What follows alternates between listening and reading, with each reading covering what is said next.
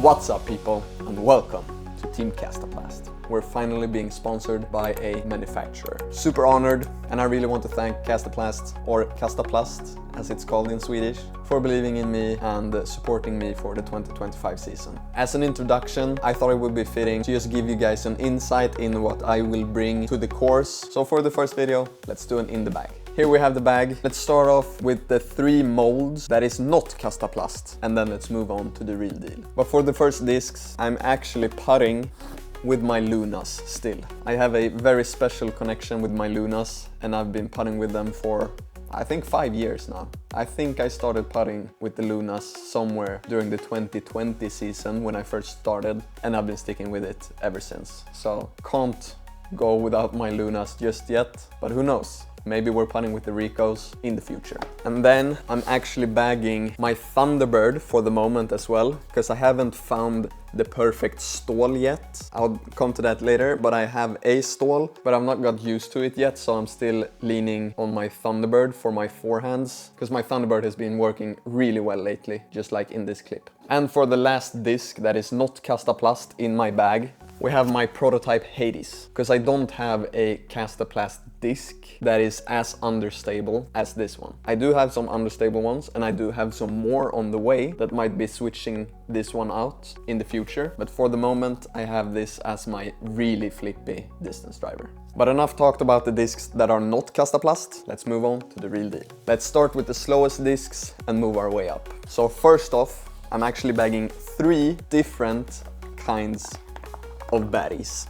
First, a K3 Berg that is actually really flippy for being a Berg, but still has that classic reliable baddie finish where it just holds the line after it has flipped, because like I said, this one is flippy. Then it just holds that line and then like slowly comes back and falls down at the end. And then you've seen it so many times before. This is my baby, my go-to approach disc, the K1 baddie. This one saves me so many strokes every single round I play. But then, if I want a bit more finish at the end, I actually have the baddie X, which because of the more overstable finish, actually is a bit slower from my experience. I have to put a lot more power into this than this to get it the same distance. But yeah, those are my baddies, and you're gonna see me throw them so much during this season. Then for throwing putters, right now I have 2 main ones, which is the Reco and the Reco X. And this Reco is probably replacing my old Luna. I had a, I think, Big C premium Luna that was like dead straight, but if I put a lot of power into it, I could get it to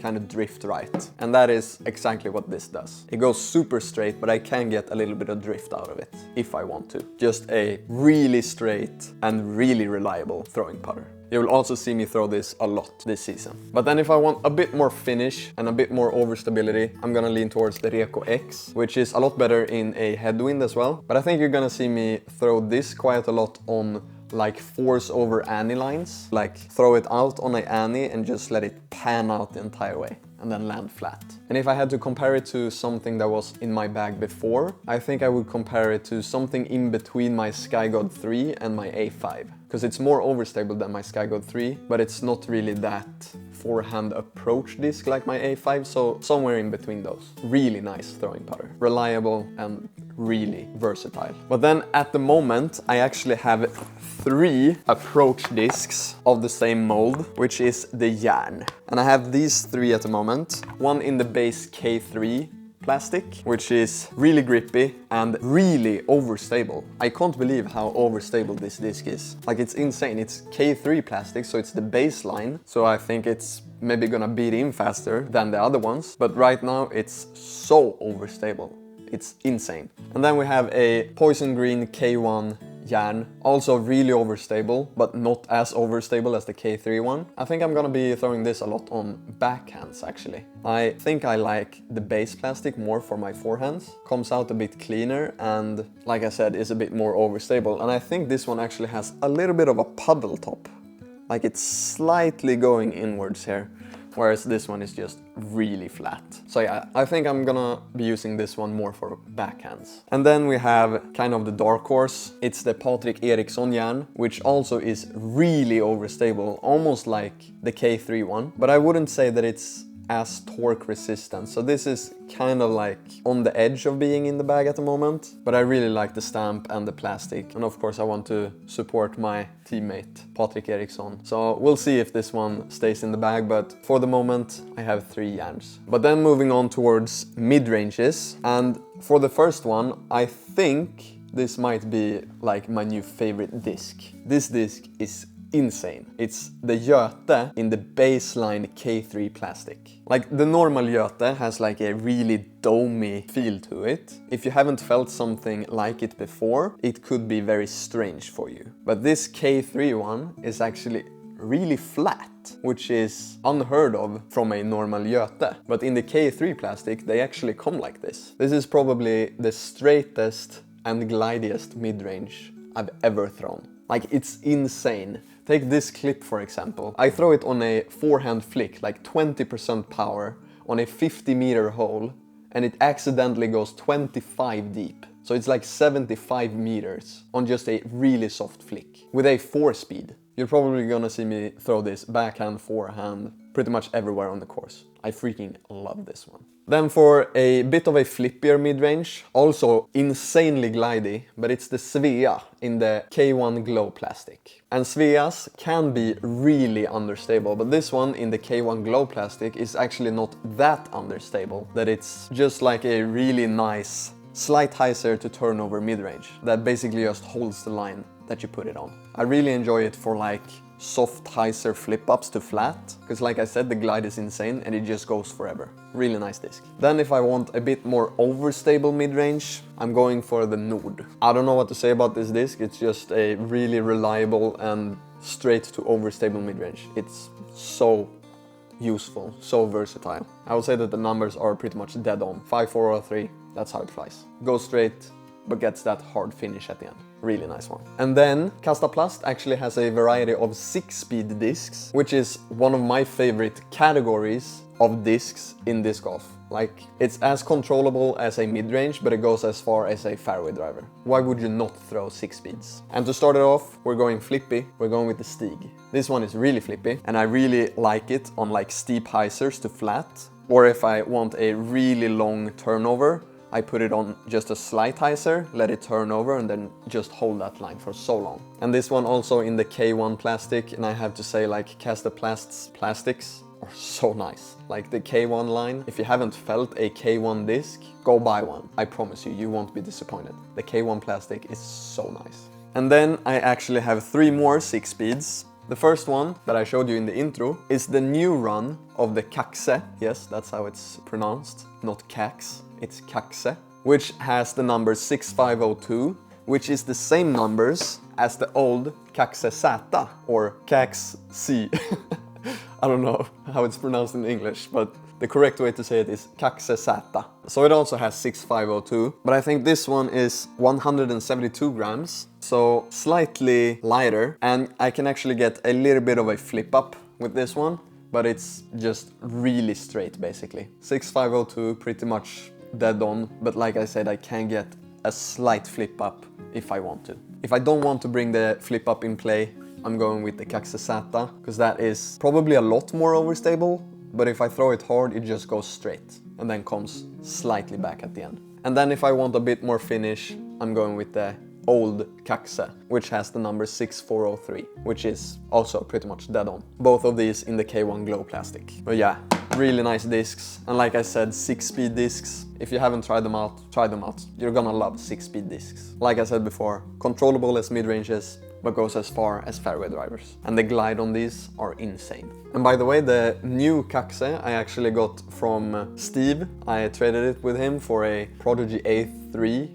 I think it was A3. And I actually played my first tournament this past weekend. Just a small one, not even PDGA rated, but it was the first tournament for 2025. And I played with this bag, and I hadn't even thrown probably half of the discs before the tournament. So I went there with a brand new bag, brand new discs, everything, and I won. We were 37 people and I managed to win. We played a 10-hole course, 3 rounds, so 30 holes, and I went -14. I think I threw this once and I got the birdie.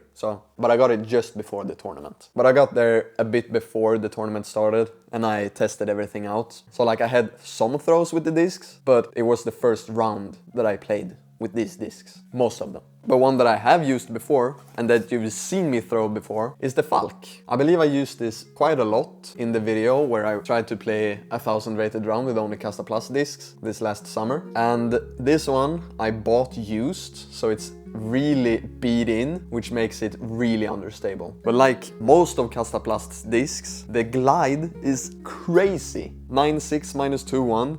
I would say 9.7 minus 3.1, I guess. But yeah, this one, steep hyzer flips to straight or turnovers or rollers, really versatile and amazing fairway driver. Then probably the disc that I used the most for my tee shots during the tournament is the Kymen Lutz with what I think is a homemade huck stamp. I bought it used, but yeah, this one, I think the numbers are 9.6 minus 1.2, but this one is slightly more overstable than that. I can get some turn if I really put some power behind it, but I would say that it's just dead straight with a slight finish at the end. I threw this on one of the hardest holes, all 3 rounds, and I basically threw it the exact same way all 3 rounds and got the exact same birdie all 3 rounds. So yeah, really reliable and really straight fairway driver. I really like this one. Kymen, if you see this, if you have more, hit me up. I want them. They fly amazing. But then if I want a bit more overstability, like I talked about before, I have the Thunderbird, but I'm still bagging the Stål. This one is probably more overstable than the Thunderbird, but not as torque resistant. And that's why I haven't really got used to it yet for my forehands. And that's why I'm still using the Thunderbird, but really reliable and really overstable fairway driver. You're probably gonna see me throw this mostly backhand, but who knows, maybe I get used to it on a forehand. But for my forehand fairway drivers, I want them to be really flat. And you can see this one has a slight dome the entire way compared to my Thunderbird, which is really flat. And I think that might be the reason I enjoy the Thunderbird more. So I'm really trying to get my hands on a flat Stål. So if anyone out there has a really flat Stål, hit me up as well. Trying to get my hands on one. And then let's move on to distance drivers. And for the moment, I have 5 of them. This will probably change because I have a few on the way. I have a lot of Kasta Plus discs on the way because I want to try out every single mold in every single plastic, so I can really feel out which ones suit me best. But for the moment I have 5, and starting off with a old 2021 K1 Glow Grym X. From the numbers, the Grym X should be more overstable than the Grym, but this one is 171 grams as well, and this one is really flippy. The new numbers for the Grym X is 12.5 minus 1.3. I would say that this one has probably -2 at least. It's really flat though.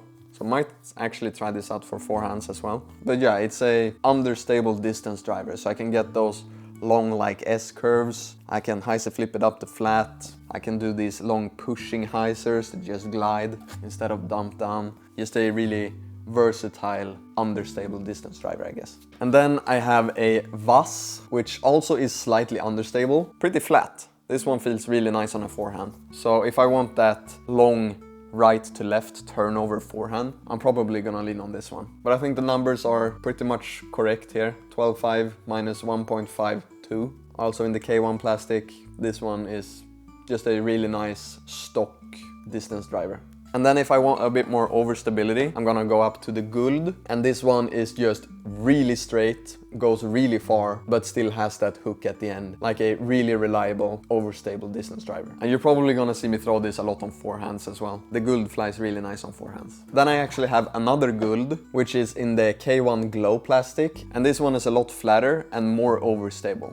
So you're probably gonna see me throw this quite a lot on big forehand shots. Like these huge flex lines where I force them over and get them to come back at the end. I've really been liking how this one flies. And then for the last disc in the bag, which is basically on trial for the moment in the bag, it's the Rask, and goes surprisingly far. Like it says 14.304. I wouldn't say that it has 3 in glide. at least 4. Like, I can get this to glide and go pretty far. And maybe not as overstable as the numbers, but still overstable and reliable. And if you haven't seen a Rask before, it actually has 2 rims.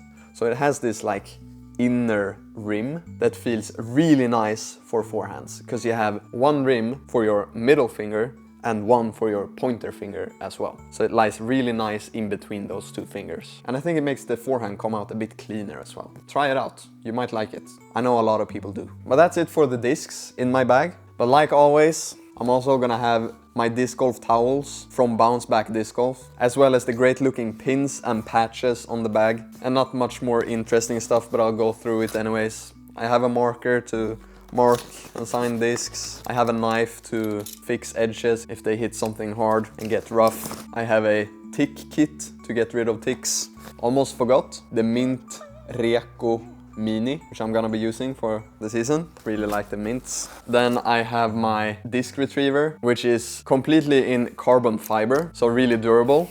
And it has this suction cup ball on the top. Why do I get 3 discs? Hello? Yeah. So I can pick up discs. Either from the tree or if it's in water and stuff. But if the creators of this one want a shout out, contact me. But if you want to get your hands on one, I'm sure you can look it up. And then for the last thing in my bag, I always have my rangefinder with me. This is a Nikon Coolshot 20G2, I guess. And I think this one is used mostly for ball golf, but it works really well for disc golf as well. I can always trust this on the course. But that's been it for the in the bag for the 2025 season. I'm really excited to see what the year has to offer, and I'm really looking forward to making some moves. 2025, I think, is gonna be the year that we take that next step.